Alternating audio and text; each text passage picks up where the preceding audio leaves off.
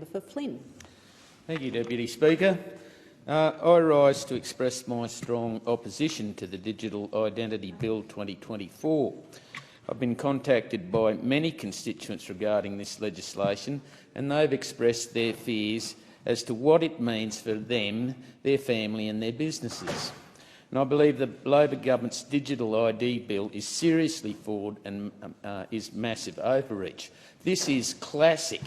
Trust me, I'm from the government, and it just simply doesn't pass the pub test.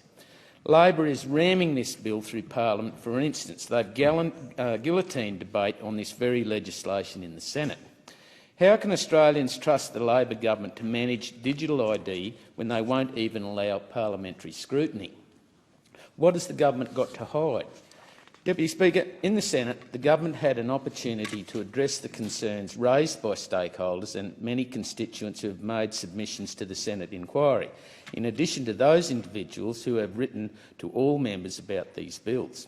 The Coalition's sensible amendments, which were developed in close consultation with industry stakeholders, would have enhanced the privacy protections of the bill. The Coalition's amendments sought to establish a stronger guarantee that having a digital identity would be voluntary, that no Australian would be required to have one, and that someone would not face a lower quality of service should they wish to use traditional paper-based identity documents.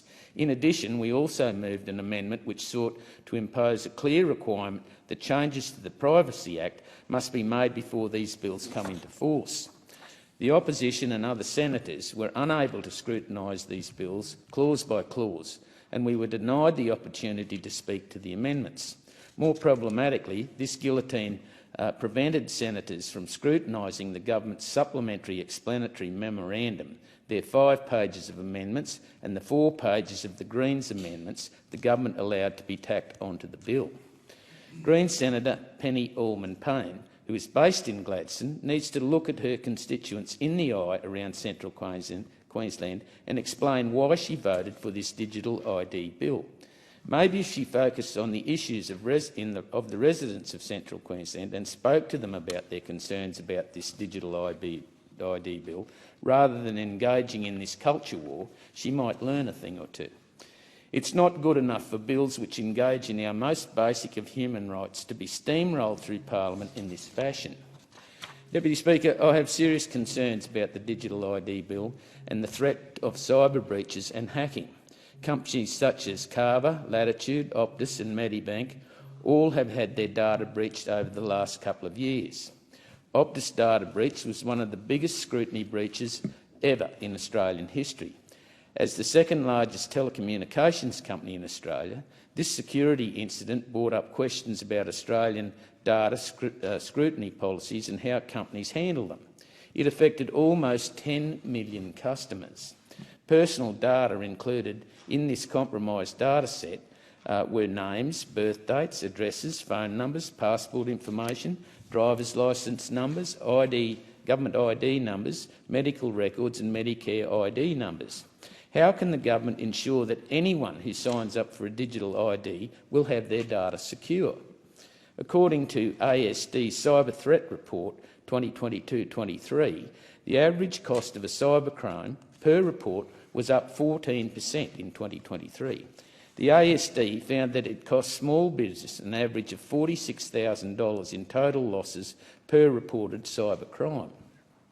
Accordingly, it is unfortunate that the government's rushed handling of these bills have materially weakened the quality of important provisions in the Digital ID Bill as they relate to cybersecurity incidents and fraud detection and prevention.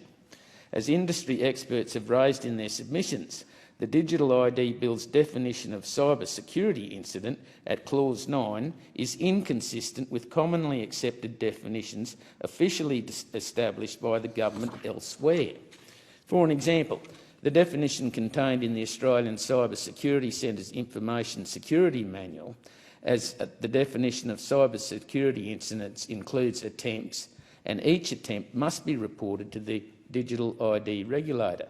There is a concern that this definition, as currently drafted, will have the capacity to simply overwhelm relying parties and the regulator. As multiple industry stakeholders have pointed out in their submissions, large organisations such as banks, shopping chains and telecommunications companies are often subject to hundreds, if not thousands, of cybersecurity attempts every day. Deputy Speaker, what this legislation fails to address or to consider is the lack of telecommunications in rural and regional Australia. From Gladstone to the Gemfields, Moore Park Beach to Monto, Baffle Creek to Billawheeler, Alton Downs to Agnes Waters or Woorabinda to Wandai, regional telecommunications would have to be one of the biggest single issues in the Flynn electorate, no matter where you come from. Many constituents have told me that banks and government departments have gone solely digital, and this legislation is another step towards this. Problems that arise are when customers try to complete transactions or documents online. Two-factor authentication is required. They are not able to complete these requests in regional Australia, as often the two-factor messages do not come through.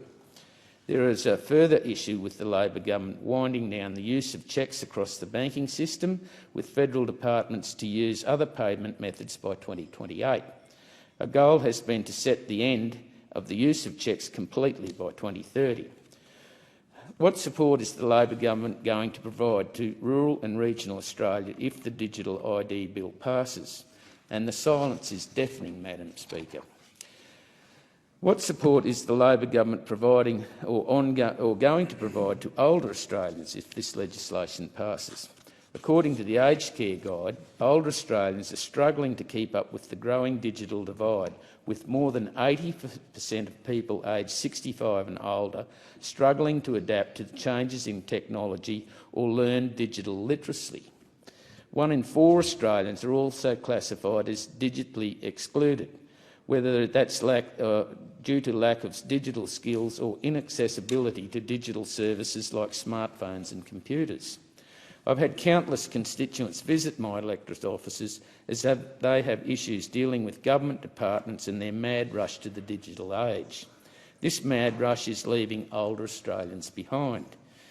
Deputy Speaker, the cornerstone of any trusted, secure and inclusive digital ID system are strong, they be strong, robust and voluntarious safeguards. In context of these bills, voluntariness refers to the legislated capacity for individuals to choose to use and create or not to use and create a digital identity when interacting with the entities within the AGDIS. These bills do not satisfy the opposition that the AGDIS will operate on a genuinely voluntary basis. As noted in the opposition's dissenting report, we are concerned that the AGDIS will fail to operate without causing detriment to those individuals who choose not to create a digital identity.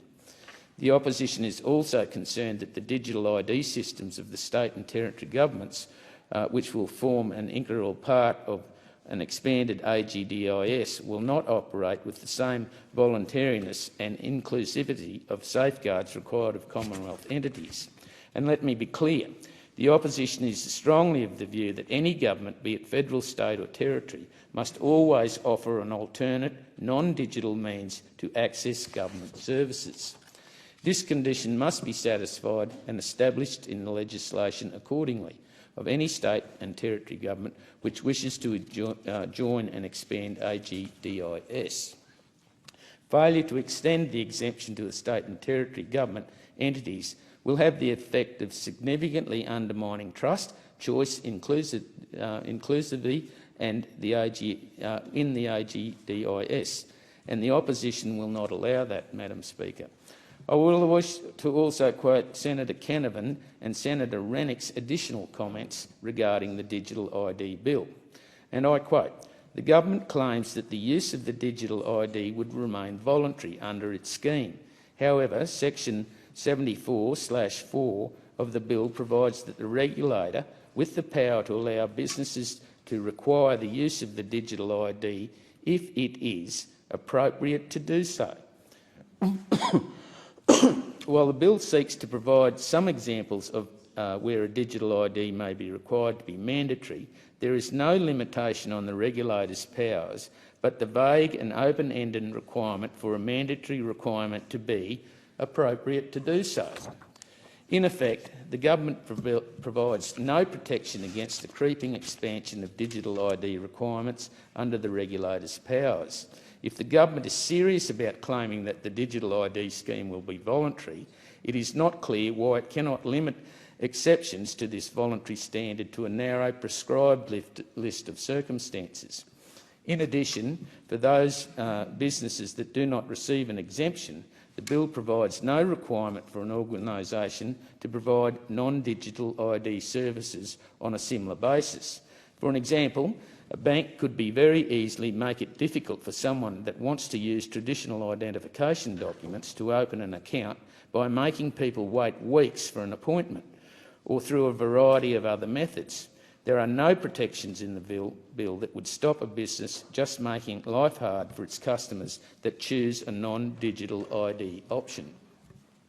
Deputy Speaker, many stakeholders have given evidence that the government's phasing model of the Australian Government ID system expansion is misguided. The Australian Banking Association said the lack of timeline for expansion the following: publication of timeliness against each phase as soon as possible to enable industry alignment with delivery timelines. These concerns were echoed by Tech Council of Australia, who recommended the government, and I quote, provide greater clarity on the proposed timing of the phased expansion of the Australian Government digital ID system and ensure swift integration of private providers. The National Australia Bank provided this statement: with multiple private sector digital ID offerings either in market or preparing to enter in 2024, slowing the ability for the private sector to fully participate risks inhibiting innovation and the uptake of digital ID.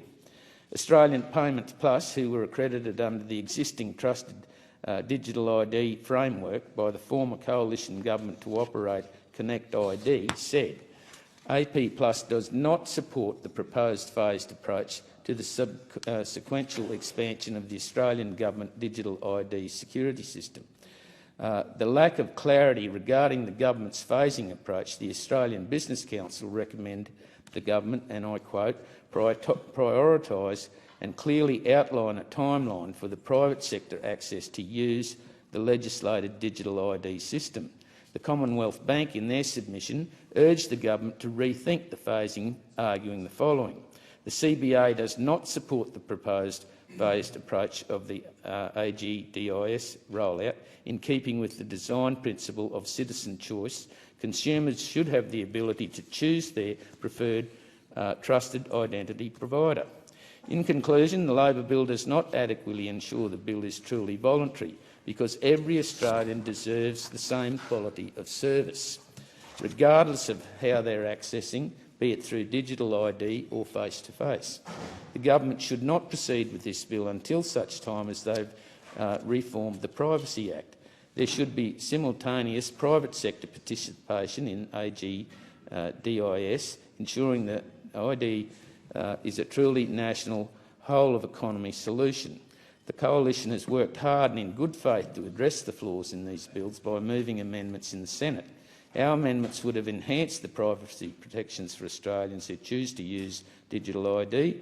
These amendments were not supported, and accordingly I oppose the Digital ID Bill 2024, as I feel it will cause more harm than good, and this is nothing more than overreach by the current Labor government.